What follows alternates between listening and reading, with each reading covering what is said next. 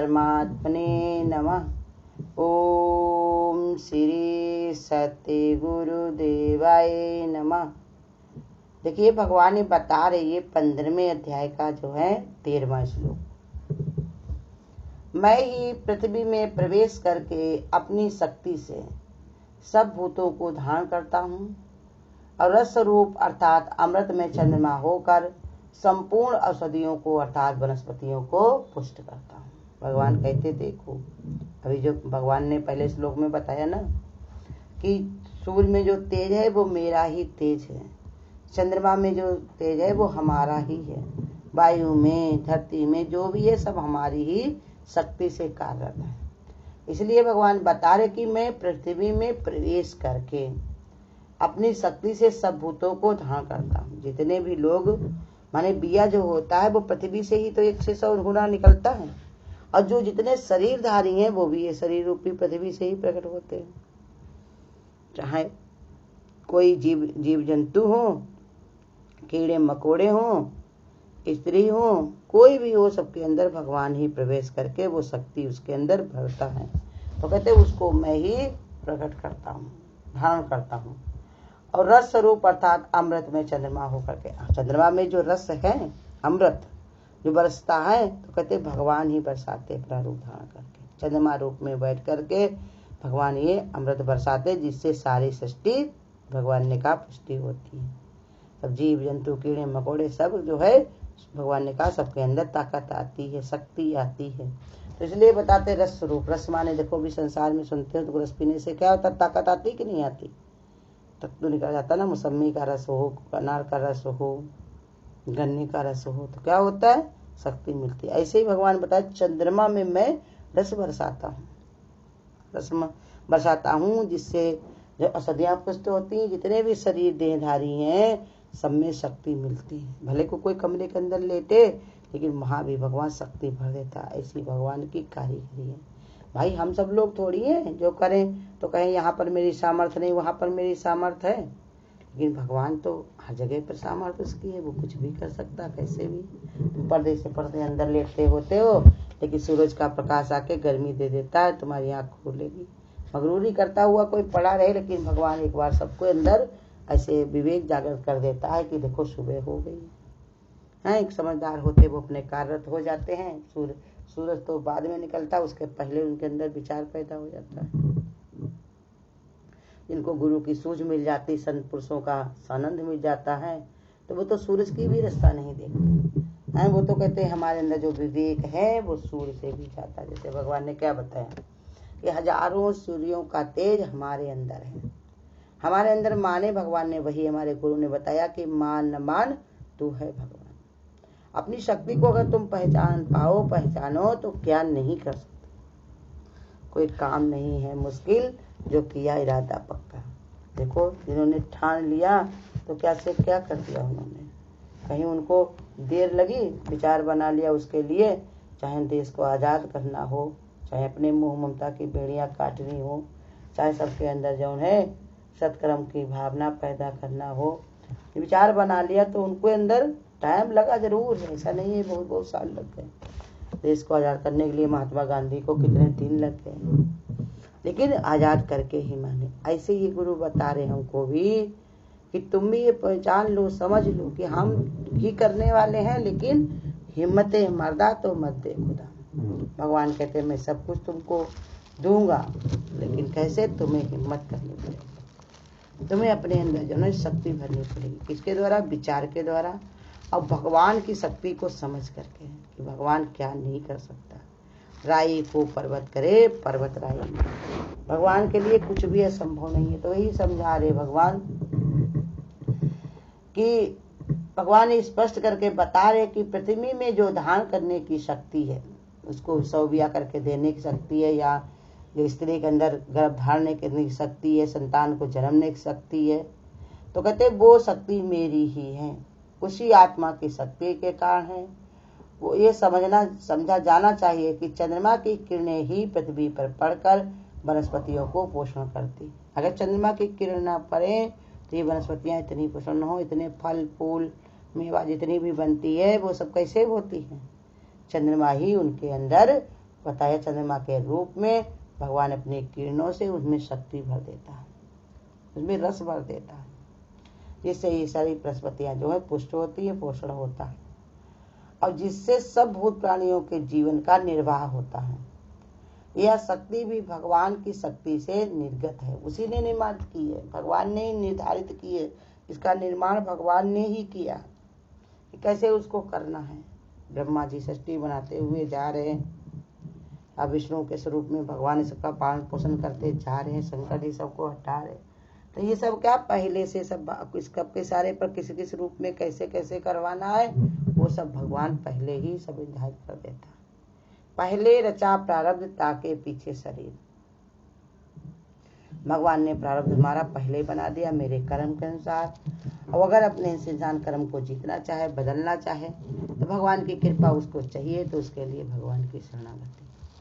हाँ, इसलिए देखो पढ़ाई लिखाई के लिए भी कहते तुम्हारी नौकरी चाकरी तुम्हारे हाथ में लिखी, जितना तुम अपनी मेहनत कर लोगे उतने ऊंचाई छू सकते हो। ऐसे ही भगवान बताते तुम्हारे मन में संकल्प विचार की शक्ति है, तुम अगर डालो अपने अंदर तो कोई काम नहीं है मुश्किल, जो किया इरादा पक्का। क्योंकि परमात्मा की शरण में हो ना, भगवान जो अपने जो शरण में उसके आ जाता है तो ठुकराया नहीं करते, वो सब कुछ उसको देते हैं जिसके वो लायक होते हैं। हाँ, ये संसार वाला नहीं चक्कर है, संसार में लोग तो कुछ भी स्थिति नहीं। जैसे दुर्योधन के पिता देखो, आंखें तो उनकी थी नहीं, आंखें तो थी नहीं, उनका इनके अंदर हेकी भी बंद थी। दुर्योधन नहीं थे इसके राज्य के लायक, लेकिन फिर भी दिलाना चाहते थे, तो उसकी क्या दशा हुई। ऐसे संसार में कुछ लोगों को ऐसे परिवार वाले मिल जाते, लोग मिल जाते हैं, समझाने वाले मिल जाते, तुम्हें ऐसे ले लेना चाहिए, इसको छीन लेना चाहिए, तुम पर तुम्हारा हक है। उससे इंसान की बुद्धि भ्रष्ट हो जाती है। ये नहीं सोचता कि जो जिस लायक होगा उसको मिलेगा जरूर। अर्जुन जब उस लायक थे तो भगवान ने उनको दिलवाई राजपाट की, नहीं बताओ क्या उनको बार बार वो कहते रहे, बार बार कहते रहे हम युद्ध नहीं करेंगे, हमको ये नहीं करना है, हमसे हमारे सब परिवार वाले हैं, हमको नहीं जरूरत, हम भीख मांग के खा लेंगे। लेकिन फिर भी भगवान ने उनको दिलवाया क्यों नहीं? क्योंकि भगवान कहते जो जिस लायक है उसको वो मिलेगा जरूर। संसार जैसी लायक की नहीं होनी चाहिए, संसार में सब दिखावा होता है। यहाँ सब स्वार्थ, सब पे स्वार्थ पहले रहेगा, उसके बाद इंसान व्यापारी है समझ लो। पहले स्वार्थ अपना सिद्ध करेगा, बाद में कुछ करेगा, करता कुछ नहीं जब स्वार्थ ही पहले। और वो कहते कोई भी चीज तुमको दी जाए पहले उसको जला दी जाए, फिर किसी को, तो उससे क्या तत्व निकलेगा। ऐसे जहाँ जो चीज में स्वार्थ पड़ जाता है तो वहां से कुछ भी निकलता नहीं, कोई फायदा नहीं होता, न लेने वाले को न देने वाले को, सब बेकार हो जाता। तो इसलिए समझा रहे भगवान की शक्ति से ही पुष्ट हुई वनस्पतियां को पचाकर जो जीव की तुष्टि प्रदान करने वाली शक्ति है। अब वो कहाँ से भगवान कहते आती है? सब हमारे से आती। मैं ही उसके अंदर शक्ति भरता हूँ, वनस्पतियों में, पृथ्वी में मैं ही शक्ति भरता हूँ, जिससे वो एक दाना को भगवान ने बताया 100 दाना करके दे पाती है। देखो कितनी उसके अंदर, पृथ्वी में कितनी सहनशीलता है। कोई लात रख के सब चलती है दुनिया उसी के ऊपर, लेकिन कितना गुरु कहते हिलती डुलती नहीं।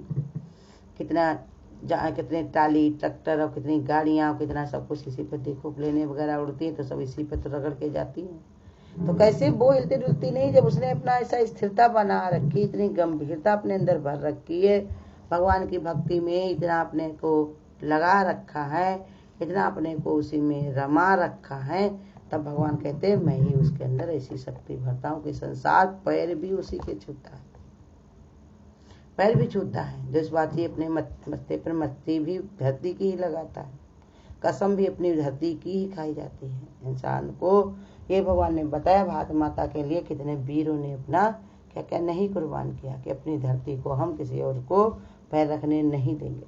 तो इसलिए समझा रहे कि भगवान जब अपना तुम्हारा निश्चय से बन जाता, पक्का विचार बन जाता है, तो भगवान कहते हैं मैं उनके अंदर ऐसी शक्ति भर देता हूँ। और जिनके अंदर अपने विचार ही नहीं है, समझ ही नहीं है, तो फिर भगवान कहते हैं, पहले आगे बता चुके हैं कि जो जानना नहीं चाहता उसको कोई समझा नहीं सकता है। जो जान जाए तो हर समय भगवान से जुड़ा रहे ना, हर रूप में हर जगह पर। कौन विद्यमान है? कि जो परमात्मा ही सब जगह पर विद्यमान है। इसलिए भगवान कहते देखो, नदी में बहने वाले जल में नदी के दोनों किनारों की नालियां आदि गिरती रहती हैं, उस जल की दूषित करती रहती है, परंतु जब नदी का जल समुद्र में मिल जाता है तब उसको ये याद ही नहीं रहता कि वो नदी में वो बह रहा था, तब उसमें क्या क्या चीजें आकर पड़ती हैं। इसी प्रकार जीव की चेतना जब भगवान में लीन हो जाती है तब उसके लिए उनसे पूर्ववर्ती जीवन में प्राप्त होने वाले सुख दुख की सत्ता विलीन हो जाती है। पहले देखो तो वैसे विचार उसके बन जाते हैं, कोई संत पुरुष के पास जाकर के, ज्ञानी के पास बैठ करके, तब फिर उसके जो पुराने कर्म होते हैं वो सब खत्म कर देते हैं भगवान। जैसे आधार बता रहे भगवान की नदी में कितने नाले, कितनी नालियां सब आकर के पड़ती हैं, लेकिन वो बहती बहती समुद्र में जाके जब मिल जाती है तो उसके अंदर सारे अवगुण धुल जाते हैं। ऐसे ये समझा रहे भगवान कि तुम हर जगह भगवान को महसूस करो, हर जगह भगवान को जानो, उसकी शक्ति को पहचान लो तो तुमको कोई कठिनाई नहीं रहेगी, क्योंकि भगवान ही बैठा हुआ हर चीज में। सूर्य रूप से मैं ही तपता हूँ, मैं ही वर्षा को आकर्षण करता हूँ, अग्नि में मेरा ही तेज है। सब भगवान क्यों बता रहे, क्या जरूरत है, लेकिन बता इस रहे हैं कि हम कहीं पर भी भगवान से अलग अपने को न जाने। वो हमारे रोम रोम में समाया हुआ है, जिसको हम बाहर ढूंढते हैं। कोई को दिखाना चाहते हैं, किसी को दिखाना नहीं चाहते। ढोंगी लोग कहेंगे कि हम लाओ इसे करके तुम्हें दिखा दे, कोई गदलिया में मीच के दिखा देता, कहीं यहाँ देखो लाल हो गया, कोई आंखों से पर्दा बना देता कि देखो ज्योति देखो इसमें लो निकल रही है। कितना तरह से लोग भरमाते भी हैं। तो इसलिए भगवान कहते हैं तुम अपना अनुभव गीता से लो और ये समझ लो कि हर जगह पर मैं ही विद्यमान हूँ। भगवान की शक्ति द्वारा ही सब भूत धरित और वनस्पतियां सब पुष्ट हैं, का जितने भी भूत प्राणी हैं, भूत धरती पर ही सब प्रकट होते हैं। सबके अंदर भगवान ही धारण करता है, सबको भगवान ही धारण करता है और सब वनस्पतियों की पुष्टि परमात्मा ही करता है। इसलिए भगवान कहते हैं जो चीज तुम खा रहे हो, पी रहे हो, सब भगवान स्वरूप ही है। कहीं पर भी आ रहे हो, कहीं पर भी जा रहे हो, कोई चीज पा रहे हो, कोई चीज खो रहे हो, सब परमात्मा का ही परमात्मा है, दूसरा और कुछ है ही नहीं। भगवान के अलावा दूसरा और कुछ है ही नहीं। तो अपने को कैसे दूर समझते हो, कैसे अपने को न्यारा जानते हो? यही कला गुरु हमको सिखा देता है। कराठई पैर समाधि सिख सतगुरु से उस्तादी। उस्तादों का उस्ताद गुरु हमको ये सिखाता है कि देखो कि कर्म तुम्हारे ऐसे होने चाहिए जिससे भगवान भी तुम पर रीझे। कबीरा मन निर्मल हुआ जैसे गंगा नीर, अब पीछे लागत हरि फिरे कहत कबीर कबीर। हम अपने निर्मल मन को गुरु कहते हैं कभी भी संसार में ठहरने दें, हमेशा भगवान की भक्ति में इसको ओतप्रोत रखें। मेरे और कोई काम नहीं है एक भगवान के स्मरण करने के अलावा। संसार को बहुत सारे काम होंगे, हमको उससे कुछ लेना देना नहीं। मेरा तो एक ही काम है भगवान को रिझाना। मेरे तो गिरधर गोपाल दूसरों न कोई। परमात्मा की भक्ति में जो रमा रहता है, इसलिए भगवान तरह तरह से समझाते हैं कि हमको दूर न महसूस करो, हर जगह पर मैं ही विद्यमान हूँ। ये जो तेज तत्वों से जो पिंड बना वो मैं ही हूँ और सब जगह पर मैं विद्यमान हूँ। हरिओम। अगर आपको आज की वीडियो अच्छी लगी हो तो वीडियो को लाइक और शेयर करना ना भूलें। आगे की वीडियोस देखने के लिए चैनल को सब्सक्राइब करें और नोटिफिकेशन